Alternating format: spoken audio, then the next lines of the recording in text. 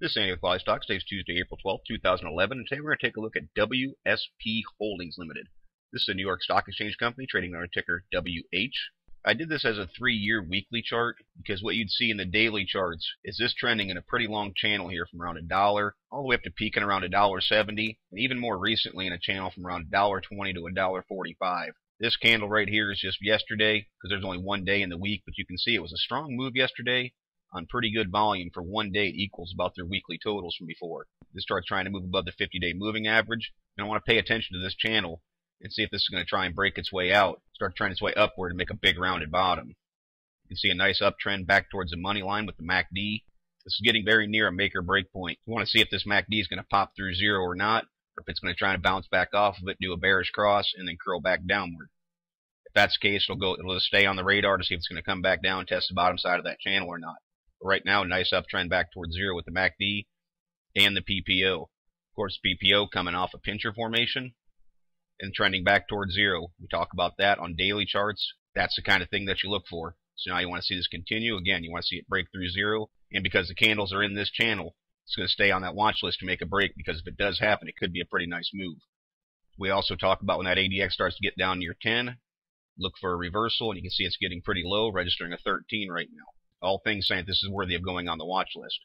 MFIs, nice uptrend, but didn't make the break. Right now, actually starting to curl back down in a pretty neutral position, even though they're slightly holding over top of 50. You see the 7 starting to make its way back upward. A little bit of a higher low, breaking through the longer term MFIs. Again, basically saying keep your eyes on me, I might be ready to make a move. Accumulation distribution, slight uptrend. What you look for is you want to see it break back through these levels, make some new highs, start to trend upward a little bit stronger. Over about a year and a half, you can see that the CMF is actually making slightly higher lows, making its way back towards zero, showing you that selling pressure and buying pressure are trying to equalize a little bit. Long-term look at the CCI, also trying to uptrend, holding the upper half of the indicator right now. Similar position to look to the full stow, trying to hold over top of 50, trying to stay in bull chart territory. And the tricks, much like the MACD and PPO, trending its way back towards zero. Of course, keep your eye peeled for that break. Right now, it's in a bullish uptrend. And following along with everything else, the RSIs are putting together an uptrend. Longer terms, just now trying to break through 50. Again, pretty nice look. You can see what happened back in through here.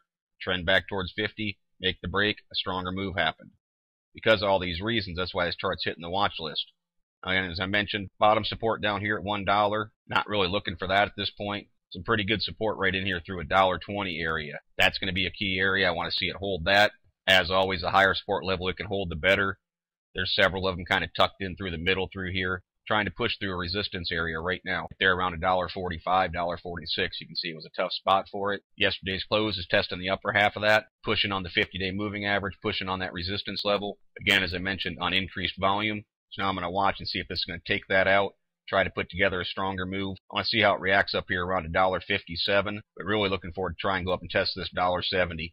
See if it can test the very top side of that channel, which was last November. It was a support level last June, so I think that's going to be a pretty key area of resistance for it. Again, it's a nice move from where it is. You can see it closed at $1.43. That's adding about 27 cents, almost 20% to go up there and test that resistance. But the indicators are aligned, saying it might try and make that run at it. Again, it's a weekly chart, remember? It's not these aren't daily candles. These are over the course of 5 days. So it can move a little bit slower, but that's the resistance area. I want to see if it's going to test or not. So I'll look for volume to stay strong and for buying pressure to continue to come in. Try and turn these shorter term moving averages, have them break up through the 50-day, then see the 50-day start to roll itself out and possibly start to trend upward as well. So I think that the WSP chart is certainly worth putting on the watch list to see if it's going to break through this channel and try to put itself together a new uptrend. As always, it's merely my interpretation of the WH chart. This is Andy with QualityStocks. Thank you for watching and trade smart.